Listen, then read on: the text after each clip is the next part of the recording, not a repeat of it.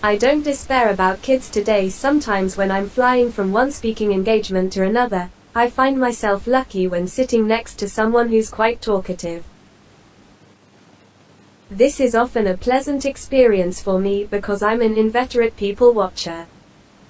I've heard stories of sadness, delight, fear, rivals and many other interesting stories. Sad to say, there are times when I'm sitting next to someone who just wants to vent his spleen on a captive audience for 600 miles. It was one of those days. I settled in, resignedly, as my seatmate began his disquisition on the terrible state of the world with, kids today are. He went on and on, sharing vague notions of the terrible state of teens and young adults, based on watching the 6 o'clock news rather selectively. I gratefully disembarked the plane and bought a local paper on the way to the hotel. There, on an inside page, was an article that I believe ought to have been the front page headline news.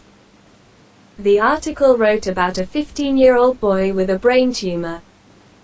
He was undergoing radiation and chemotherapy treatments.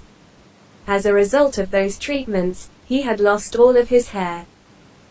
I remember how I would have felt about that at his age. I would have been mortified.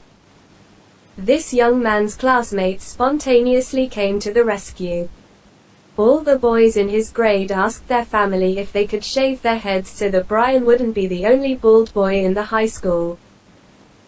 There, on that page, was a photograph of a mother shaving off all of her son's hair, with the family looking on approvingly.